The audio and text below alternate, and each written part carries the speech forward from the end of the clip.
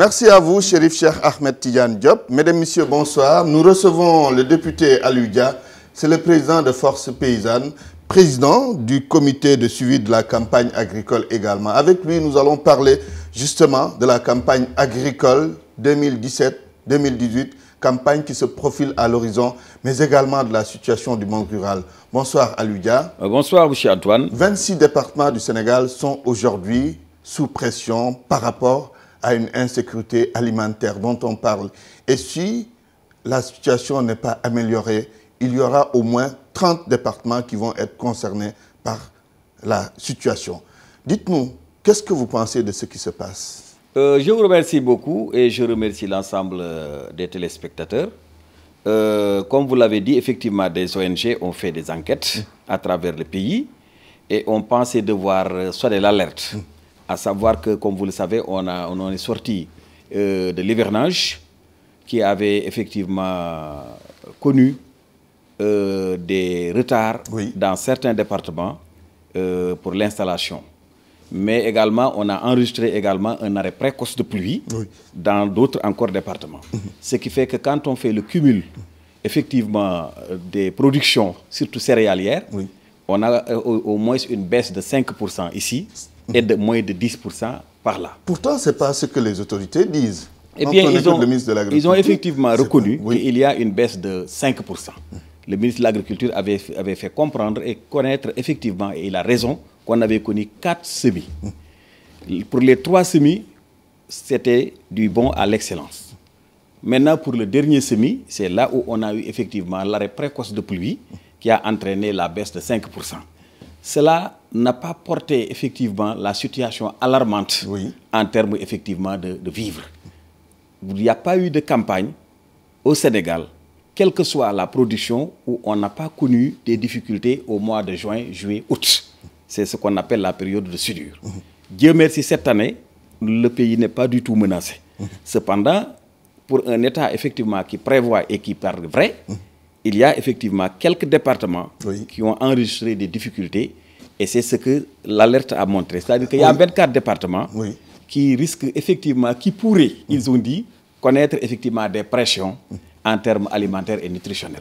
Cependant, il y a 6 maintenant qui, présentement, traversent même, on peut dire, des crises. C'est le département de Bambey, le département de Malem Hodar, le département de Matam, de Kanel, de Ourossogui et de Tambacounda. L'État a déjà pris des précautions avec ses partenaires. Justement, qu'est-ce que l'État doit faire concrètement? Parce que le système d'alerte précoce a fait un rapport et a remis ça au Premier ministre. Qu'est-ce que l'État doit faire? L'État a déjà contacté ses partenaires et a déjà encore dégagé des moyens lui permettant de prendre les dispositions avant que la phase de soudure qui se déroule de juin, juillet, en août, mais maintenant de partir de mars, avril et mai. Qu'est-ce que l'État doit faire? Distribuer des soudures au pays? Des vivres de soudure, particulièrement du riz, mais également aussi de l'aliment de bétail pour le cheptel. Parce que la situation ne va pas tout simplement concerner les populations, mais également le cheptel. C'est pourquoi l'État, avec ses partenaires, a déjà trouvé une ardoise de plus de 28 778 954, lui permettant effectivement de pouvoir acheter 13 821 627 000 francs 425 pour l'élevage, les aliments de bétail et des pierres à lécher, mais également plus de 8 milliards pour effectivement l'achat de riz. Donc l'État a déjà, avec ses partenaires, trouvé une formule permettant effectivement d'assister en aliments le cheptel, mais également en nourriture du riz, particulièrement pour ces 6 départements. Oui, on est dans une situation d'agriculture pluviale. Est-ce que ce n'est pas le moment de réfléchir davantage sur un autre type d'agriculture pour qu'on ne soit plus dans ce type de situation? Et je crois que quelle que soit maintenant l'agriculture qui sera adoptée au Sénégal, vous savez que les mois d'août surtout, alors souvent on vient à des périodes très difficiles pour le paysan. Parce que la conservation de sa production, alors dans des magasins qui ne sont pas toujours disponibles, surtout en milieu rural, ça pose problème. Parce qu'il dépend de l'agriculture pluviale. L'agriculture pluviale permettait aux paysans de pouvoir effectivement produire de quoi pouvoir vivre pendant toute l'année. Mais c'est la conservation souvent qui pose problème. Et ce qui fait que donc, le plus souvent, arrivé au mois de juin, au mois de juillet, il va falloir qu'on leur appuie. Et cet appui, souvent, l'État le prévoyait. Mais comme vous le savez, cette année, avec l'arrêt précoce de la pluie, c'est pour cette raison qu'il y a 6 départements parmi les 45 qui sont menacés. Mais Dieu merci, on a effectivement, comme vous le savez, le plan national de riposte à l'insécurité alimentaire, alors qui attire l'attention de l'État qui avait déjà encore pris les dispositions permettant de trouver les 28 milliards avec les partenaires pour pouvoir sauver au moins les populations de ces 6 départements et le cheptel qui sont en crise. Dans les zones rurales du département de Bignona, on parle de situations inquiétantes. On se pose même la question à savoir, la Casamance, quand même la verte Casamance, comment peut-on en arriver à cette situation? Vous vous posez la même question? D'ailleurs, si vous prenez les 6 départements, il n'y a pas, à part Goudiri et Tamba, il n'y a même pas un département qui concerne, il veut sonner l'alerte pour que ces populations ne soient pas oubliées.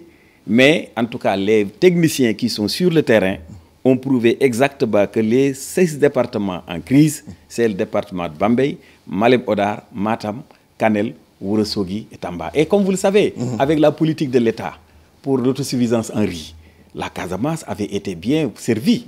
Et puis je félicite les populations de la Casamance qui ont effectivement pris toutes les dispositions, qui ont fourni tous les efforts, disposant effectivement de quantité effectivement de céréales leur permettant de ne pas connaître de soudure. Donc en tout cas, il n'y a pas de situation vraiment alarmante en Casamance et ailleurs. Parce que le Sénégal, Dieu merci, nous venons de sortir vraiment d'un hivernage, alors qu'il nous a permis effectivement de réaliser une quantité importante de céréales. Mais il y avait des poches où il y avait des retards d'installation d'hivernage et il y avait des arrêts précoces. C'est dans ces poches qu'effectivement on a senti des crises. Parler de crise ne veut pas dire de situation alarmante. Et Dieu merci, l'État a déjà pris les dispositions avec ses partenaires. Et je crois que certainement, dans les jours à venir, dans ces différents départements, on va commencer effectivement à faire le nécessaire. D'ailleurs, le calcul est déjà fait par tête d'habitants dans ces départements. Vous avez déjà fait le calcul? Le calcul est déjà fait. 15 kg par tête. Et pour l'aliment de bétail, 1 kg par tête. Et une pierre également par tête. Ça ne peut pas régler quand même la situation. Eh bien, ça va les sauver. Fait des efforts. Ça va les sauver. Parce que certainement, avec 15 kg, vous voyez que d'abord, c'est avant la période de soudure. Et que la situation n'est pas ingérable, je pense que vraiment, si ça va à temps, ça va régler effectivement et définitivement ce problème. Très bien. Parlons maintenant de la campagne de commercialisation de l'arachide, l'évolution de ce... À tous les niveaux. Parce que comme vous le savez, la campagne a été ouverte depuis le 1er décembre. D'abord, la date a été indiquée très tôt. Et les huiliers disposaient également d'argent pour qu'on ne connaisse pas le syndrome des bons impayés qu'on a connu les années passées. Ça appartient à l'histoire. Pour vous dire qu'aujourd'hui, à la date du 10 avril, ça fait 130 jours de collecte, on est à 470 000 tonnes.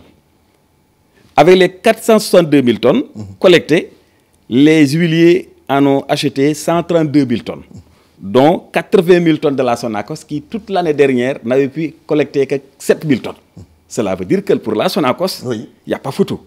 80 000 tonnes en 130 jours et que la campagne n'a pas encore terminé. Par rapport à 7 000 tonnes pour toute une année, la Sonacos a déjà débloqué plus de 18 milliards 700 millions de francs. Aucun franc pour aucun producteur, pour aucun opérateur. Et les exportateurs qui avaient déjà posé le problème de la taxe de 40 francs sur le kilogramme de décortiqué, ils sont à 227 000 tonnes de collecte. Pour vous dire que comparé maintenant, à peu près 300 et quelques mille tonnes. Aujourd'hui, on est à 462 000 tonnes. Objectif atteint, largement atteint. Pratiquement, je peux dire même dépassé par rapport à l'année dernière. Quand est-ce que la campagne sera clôturée? Ça sera clôturé certainement d'ici mi-mai. Parce que dès qu'on commence à déposer les semences, nous allons arrêter la campagne de commercialisation et l'exportation pour que nos semences ne partent pas ailleurs. Très bien. Et ça nous permettra effectivement de pouvoir contrôler effectivement les dépôts et les distributions. Je vais vous dire aujourd'hui, la somme payée pour d'abord un point de collecte. Je ne pense pas qu'on puisse tout simplement sortir un seul point qui est Nganda, des 2200 nous parler de bons impayés. Et le paysan qui aujourd'hui, le prix qui est indiqué est de 210 francs. Le paysan est courtisé de partout. Aucun paysan ne va vendre cette année, surtout à pareil moment, ces arachides à 210 francs. Il y en a qui sont restés chez eux, qui ont vendu à 260 francs.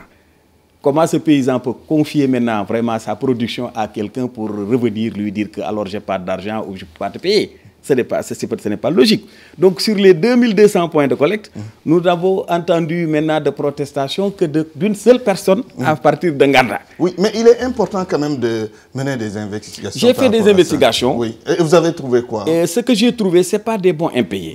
C'est des coopératives qui font la multiplication de semences.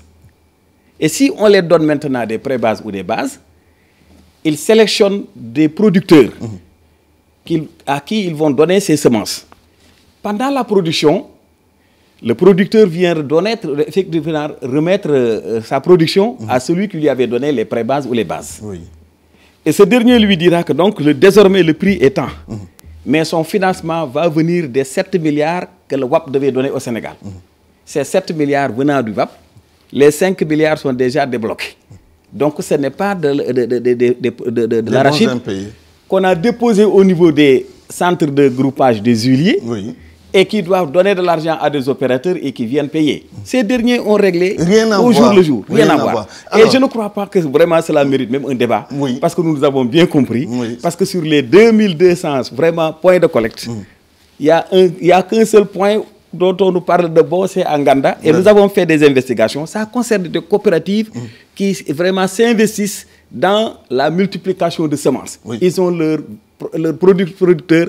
Ces producteurs remettent ces arachides. Et après, ça va retourner encore à ces producteurs sous forme de semences et à des prix aussi beaucoup plus rémunérateurs que les prix que l'on paye au niveau des usines. Très bien. L'évolution de la Sonacos, et ça, depuis qu'on est revenu...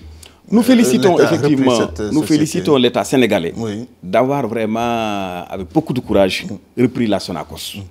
Et la Sonacos est entre de bonnes mains. Pour la seule et simple raison que cette année, quand je vous dis que à 130 jours, la Sonacos a déjà collecté 80 000 tonnes par rapport à 7 000 de toute la campagne de l'année dernière. Et que la Sonacos a déjà payé 18 milliards 700 millions de francs. Et la Sonacos ne doit un seul franc, ni à un opérateur, ni à un producteur. Et le schéma qui est déjà indiqué nous rassure. Et ça nous permet effectivement de revigorer effectivement la filière arachidière. Donc l'option de l'État est une bonne option. Il ne faudrait pas donc qu'on se précipite à livrer la Sonacos à un privé. Mais il faudrait que maintenant, le duo que nous voyons, mon frère Youssou Diallo et le président directeur de la Sonacos, pas bien. Je pense qu'en tout cas, ils sont à encourager et qu'ils ont renoué effectivement les bonnes relations avec les producteurs, avec effectivement les opérateurs. Ça leur a permis effectivement en 130 jours de pouvoir collecter 80 000 tonnes. Donc la Sonacos est en parfaite et bonne santé. Tant mieux. Alors, dernière question. La campagne agricole 2017-2018, où en êtes-vous dans les préparatifs? Elle se prépare bien parce que comme vous le savez, les opérateurs semenciers vont cette année donner à l'État 20 000 tonnes de semences écrémées et 55 000 tonnes de semences certifiées. Nous disons également bravo à l'État parce qu'on va dire bientôt au revoir aux écrémés. Et tant qu'on n'arrive pas à avoir des semences certifiées, le Sénégal risque d'avoir des surprises pendant la production. Mais Dieu merci, l'option de l'État qui est de donner 55 000 tonnes de certifiés et 20 000 tonnes d'écrémés. Les opérateurs sont déjà choisis. Et ils ont déjà les stocks sur place, là où ils doivent les livrer. À temps les semences, ça c'est sûr. En tout cas, ils réclament ça. Ils le réclament et ils ont raison. Parce qu'il ne faudrait pas qu'on attende que la pluie tombe pour maintenant commencer à identifier les points de livraison et les opérateurs.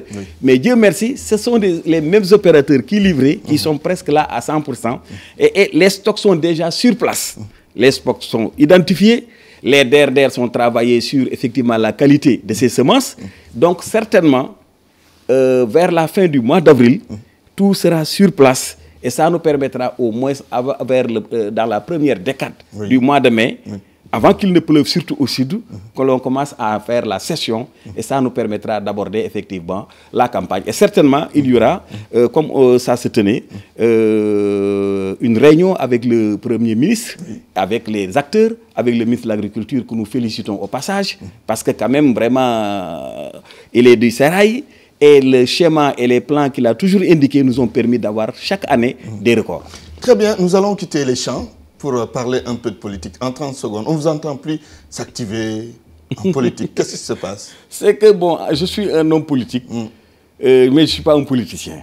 Et juste après les élections, moi je m'occupe de développement. C'est pourquoi on me voit beaucoup plus avec les producteurs dans les champs que d'être dans les permanences ou tenir des conférences de presse. Votre mouvement sera aux élections législatives. Je me prépare pour les législatives et je suis dans la mouvance présidentielle et certainement je serai avec Benno Bokk Yakaar aux élections législatives. Très bien, Aliou Dia, je vous remercie. Je vous remercie beaucoup. C'était un immense plaisir de vous recevoir sur ce plateau. Je vous remercie, c'est à moi de vous remercier, M. Diouf. C'est fini, Chérif Cheikh Ahmed Tidiane Diop. Nous étions avec Aliou Dia, le président de Force Paysanne, président du comité de suivi de la campagne agricole. Et demain, vous avez rendez-vous avec Mamoudou Ibra Kane. Excellente soirée à toutes et à tous.